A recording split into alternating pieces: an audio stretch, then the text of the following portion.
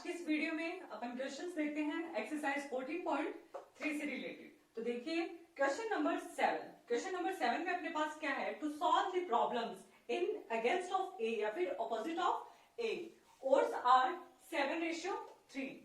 In favor of B, odds are 7:5. What is the probability? That probability will be solved. Probability will be not will be solved, and probability will be solved only by 1. देखिए ध्यान से देखिए question क्या बोल रहे हैं आपको। Question number 7 में क्या लिखा हुआ है कि आपको एक प्रॉब्लम गिवन है, ठीक है ना। उस प्रॉब्लम को या तो ए सॉल्व करता है या फिर बी सॉल्व करता है या फिर वो इनमें से कोई भी सॉल्व कर सकता है, ठीक है ना।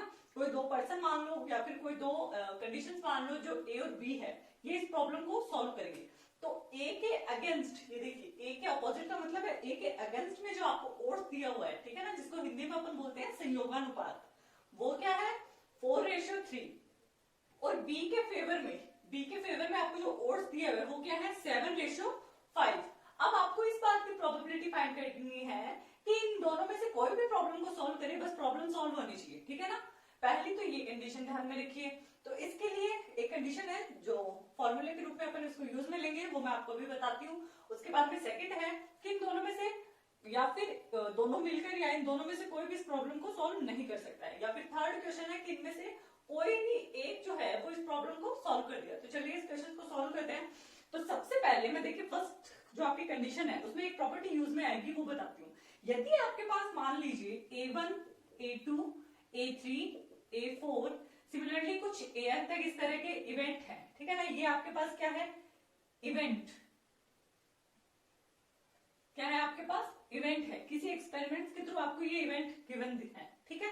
अब आप बात करते हो कि भाई आपको क्या करना है, आपको ये बताना है कि मिनिमम इन सभी में से कोई एक तो ऐसा होगा जो अकर होगा, ठीक है ना। मिनिमम A1 से लेके AN तक के जितने भी इवेंट है इनमें से कम एक एटलीस्ट एक तो एलिमेंट ऐसा या फिर इवेंट ऐसा जरूर होगा जो क्या होगा अकर होगा, ठीक है ना। तो उसकी प्रोबेबिलिटी अपन कैसे फाइंड करेंगे। मान लीजिए इन सभी के देखिए नहीं होने, देखिए इनके अकर होने की प्रोबेबिलिटी को अपन PA1, PA2, PA3 और PAN इससे शो करेंगे। A1 के होने की प्रोबेबिलिटी, A2 के होने की प्रोबेबिलिटी, A3 के सिमिलरली AN के। तो इनमें से कम किसी एक के होने की प्रोबेबिलिटी, और इन सभी के मान लीजिए ये सारे के सारे किसमें है सैंपल स्पेस में है, तो इनकी प्रोबेबिलिटी क्या हो जाएगी। देखिए इस सैंपल स्पेस की प्रोबेबिलिटी क्या हो जाएगी 1 हो जाएगी, बिल्कुल, क्योंकि इसमें इन सब के अलावा कोई भी इवेंट नहीं हो सकता, ठीक है ना। तो इन सब के अलावा इस सैंपल स्पेस में यदि कोई इवेंट नहीं हो सकता तो इसका मतलब इस पूरे सैंपल स्पेस की प्रोबेबिलिटी क्या होगी 1 हो गई।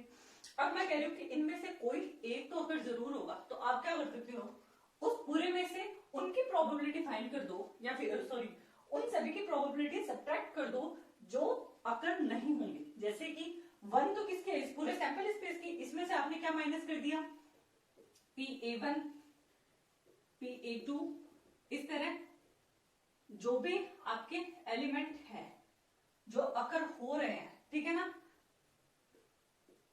जो अकर नहीं होंगे उन सभी की प्रोबेबिलिटी आपने फाइंड कर दी। तो किसकी आ जाएगी उस एलिमेंट की प्रोबेबिलिटी आ जाएगी जो इनमें से कम एक तो ऐसा जरूर होगा जो अकर होगा। देखिए ऐसे आपको नहीं समझ में आएगा, इसको जब एग्जांपल के थ्रू अपन यूज करेंगे ना इसका, तो आपको ये सिंपली समझ में आ जाएगा। कुछ नहीं है, ये कुछ इवेंट है, मैंने किसी सैंपल स्पेस में ये सारे इवेंट लिए हैं। अब मैंने कहा कि इनमें से कोई भी एक ऐसा जो है कम से कम एक इवेंट ऐसा जरूर होगा या फिर अकर होगा, तो उसकी प्रोबेबिलिटी फाइंड करनी है। तो वो क्या करेंगे इनके किसमें बार में से इनकी प्रोबेबिलिटी के बार को किसमें से माइनस कर दो, उस सैंपल स्पेस में से माइनस कर दो, तो वो जो मिनिमम इवेंट है, ठीक है ना, जो कि अकर होगा उसकी प्रोबेबिलिटी आ जाएगी। तो देखिए इसको अपन यूज में लेंगे अपने क्वेश्चन नंबर 7 में, इसकी जो फर्स्ट कंडीशन है ना उसे भी यूज में लेंगे। देखिए फर्स्ट में आपको क्या दिया हुआ है कि आपके पास ए जो है ना उसका ओट्स दिया हुआ है, और ओट्स क्या है आपके पास 4:3।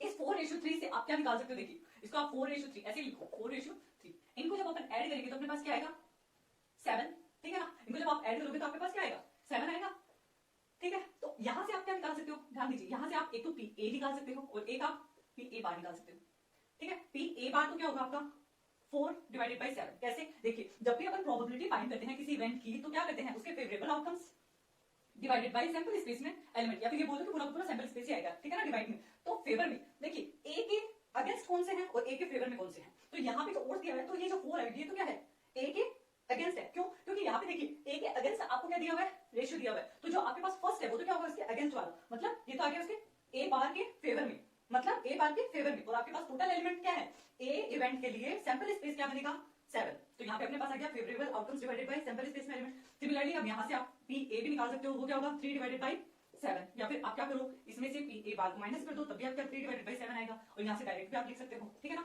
तो एक तो अपने पास ये हो गया।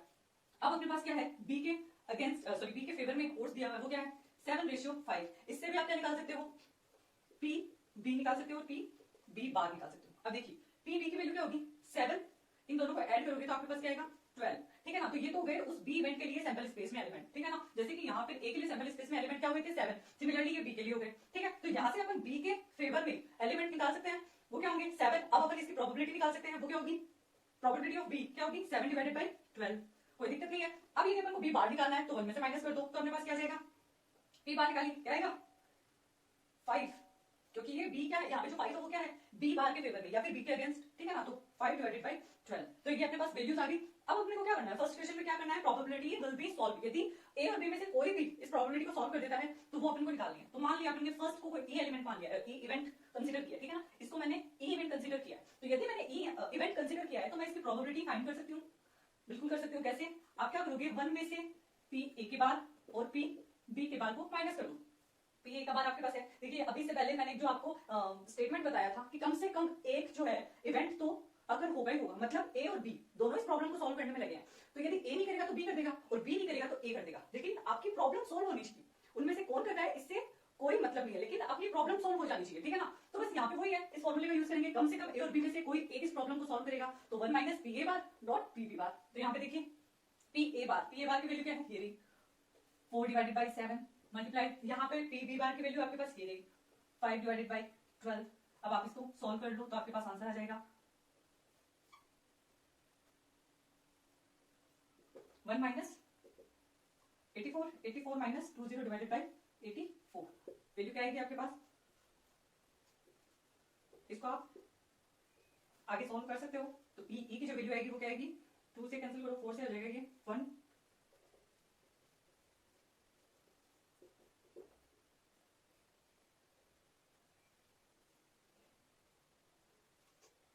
ठीक है। तो ये आपके पास आएगी ई की प्रोबेबिलिटी 16 डिवाइडेड बाय 21। तो ये तो हो गई अपने पास फर्स्ट वाली कंडीशन। अब मैंने क्या किया, सेकंड वाले को कोई एफ कंसीडर कर लिया, ठीक है ना। इसको मैंने नाम दे दिया इवेंट को, इसका नाम क्या है एफ। तो अब देखिए एफ आप फाइंड कर सकते हो।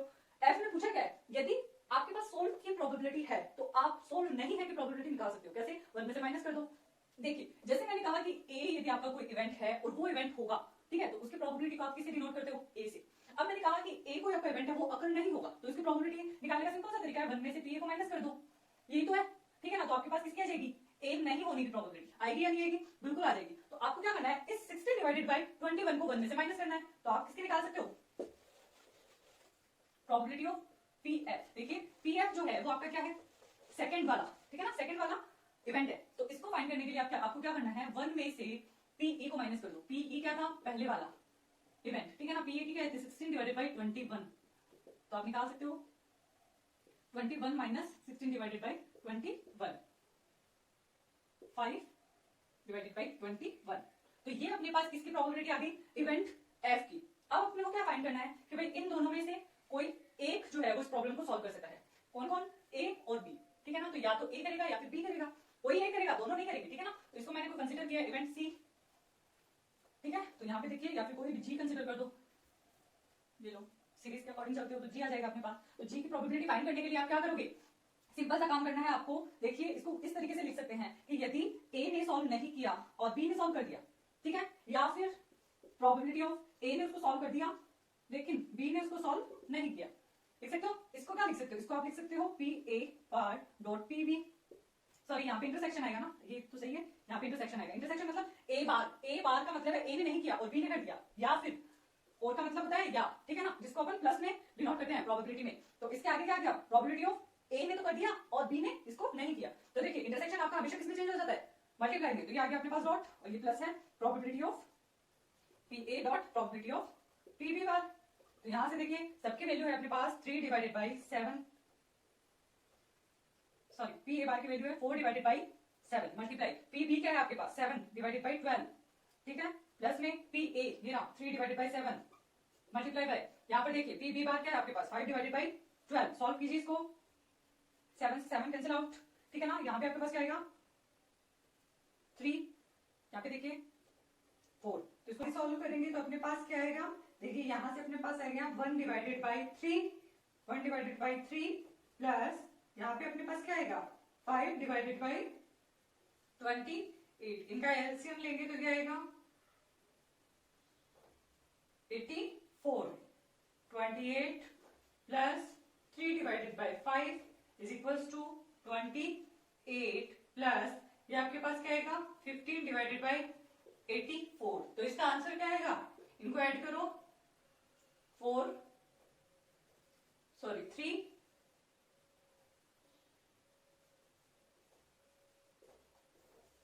ये आएगा इसका आंसर। तो इस तरह अपन इस क्वेश्चन को सॉल्व कर सकते हैं। सिंपली अपने पास किसी इवेंट के होने की प्रोबेबिलिटी है तो उसके नहीं होने की प्रोबेबिलिटी 1 में से माइनस करके फाइंड कर सकते हैं। दोनों एकदम सिंपल थे। थर्ड वाले में कुछ भी नहीं है, ये फॉर्मूला है जिसको आपको यूज में लेना है। यदि एक कर रहा है दूसरा नहीं कर रहा है, या फिर दूसरा कर रहा है पहला नहीं कर रहा, तो उसको कुछ इस तरीके से अपन रिप्रेजेंट करेंगे। सबको पता है जो प्रोबेबिलिटी है उसमें इंटरसेक्शन को डॉट में या फिर मल्टीप्लाई में, और जो यूनियन है उसे प्लस में चेंज करेंगे। ये आपको पूरी प्रोबेबिलिटी में ध्यान रखना है। तो इस तरह अपन इस क्वेश्चन को सॉल्व कर सकते हैं। आप देखिए क्वेश्चन नंबर 8। अब बात करते हैं क्वेश्चन नंबर 8 के बारे में। इसमें क्या लिखा हुआ है, an equipment will work only when it's 3 component A B C are working. मतलब एक आपका उपकरण तब काम करेगा जब उसके कुछ उपकरण उसके जो कंपोनेंट है, ठीक है ना, वो ए बी सी वो वर्क करे, ठीक है ना। एक मशीन है, ये मान लो, उस मशीन का काम करना किस पर निर्भर करता है, ए बी सी। उस मशीन के ए बी सी उपकरणों पर या फिर उसके घटक जिसको बोलते हैं, कंपोनेंट्स को हिंदी में बोलते हैं घटक, ठीक है ना। तो ए बी सी यदि वर्क करेंगे तभी वो इक्विपमेंट आपका वर्क करेगा।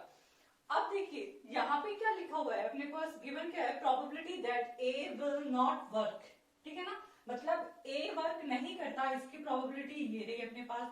बी वर्क नहीं करता, इसकी प्रोबेबिलिटी ये है। और सी वर्क नहीं करता, इसकी प्रोबेबिलिटी ये है, ठीक है ना।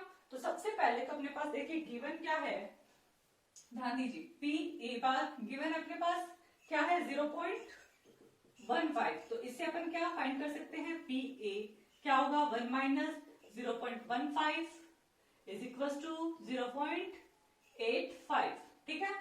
अब अपने पास सेकंड क्या है, यदि बी वर्क नहीं करता है इसका मतलब पी बी बार की वैल्यू क्या होगी, गिवन अपने पास 0.05। It means P B find कर सकते हैं कैसे, 1 माइनस पी बी बार से। यहाँ पे देखिए 1 माइनस 0.05, इसकी वैल्यू क्या आएगी 0.95। अब देखिए अपने पास थर्ड ऑप्शन है सी। यदि सी वर्क नहीं करता है तो उसकी प्रोबेबिलिटी अपने पास गिवन है 0.10। इससे अपन पी सी निकाल सकते हैं, ठीक है ना। पी सी क्या होगा 1 माइनस पी सी बार, इसका मतलब 1 माइनस 0.10, इट मीन्स 0.90 ये आएगी। पी ए आ गया अपने पास, P A bar P B bar P C bar given है अपने पास क्वेश्चन में। पी ए निकाल लिया, पी बी निकाल लिया, पी सी निकाल लिया, ठीक है। देखिए इसमें क्या लिखा हुआ है, सबसे पहले कि भाई किसी साल में एक मशीन जो है, ठीक है ना, इक्विपमेंट मान लो कोई मशीन है, कोई भी मशीन हो सकती है वो, यदि वो मशीन जो है वो किसी साल में यदि काम करती है, पूरे साल काम करती है, ठीक है ना, तब जब ए काम करेगा, बी भी काम करेगा और सी भी काम करेगा, उसके तीनों कंपोनेंट्स जब काम करेंगे तब वो मशीन काम करेगी। इस बात को मानते हो या नहीं मानते, बिल्कुल।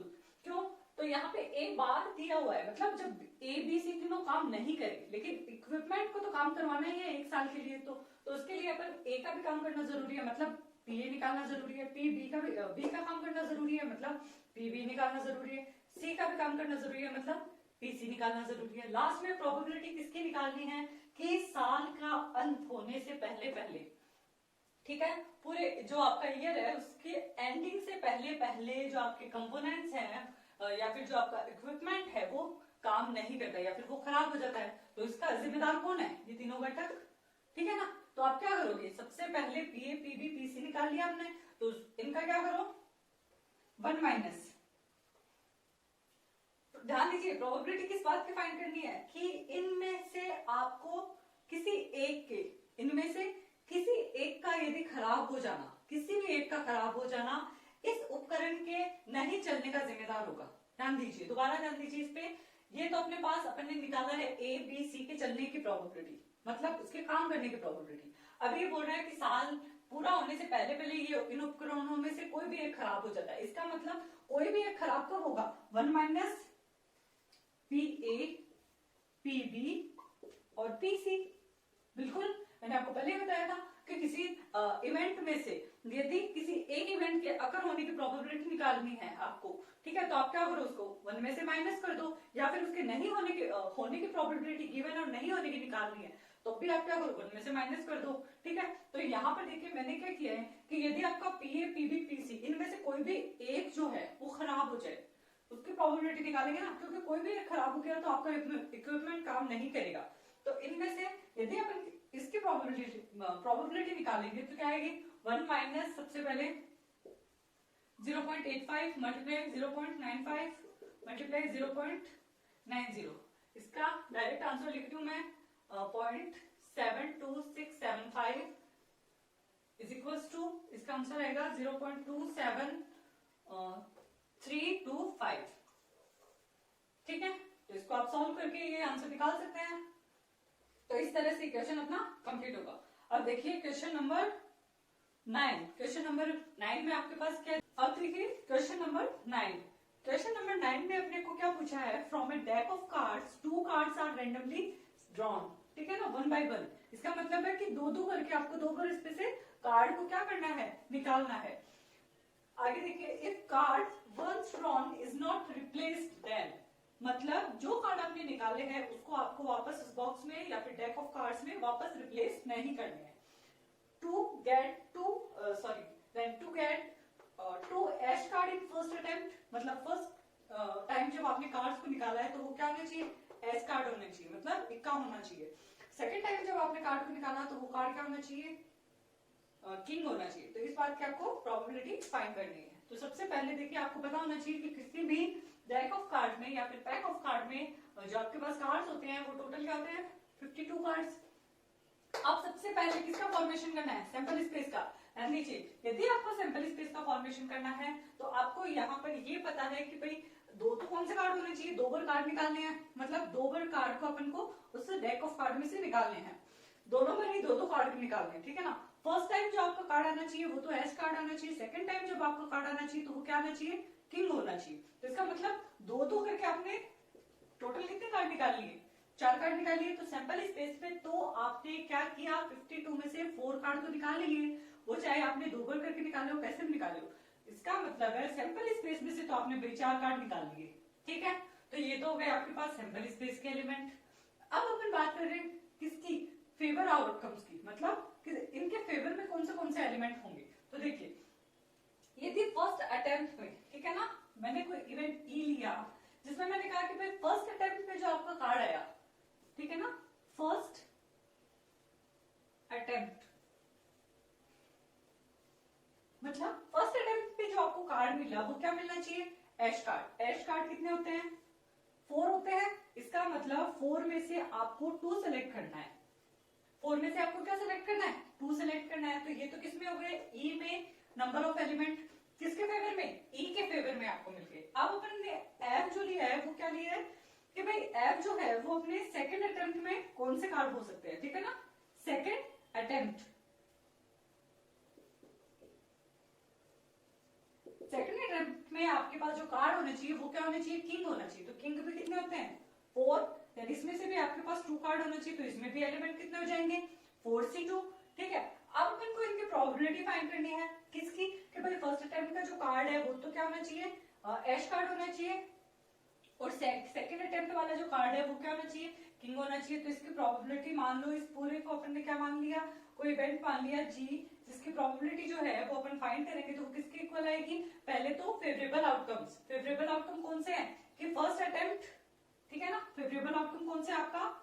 First attempt and second attempt. First attempt में एलिमेंट और साथ में नीचे आपके पास क्या आ जाएगा? सैंपल स्पेस आ जाएगा। फर्स्ट अटेम्प्ट में आपके पास जो आउटकम्स है वो क्या है? 4c2 मल्टीप्लाई सेकंड 10 जो आपने कार्ड निकाला तो उसका आउटकम क्या है आपके पास 4C2। लास्ट में जब अपन सैंपल स्पेस की बात की थी अपन ने स्टार्टिंग में, तो उसमें एलिमेंट कितने थे 52C4।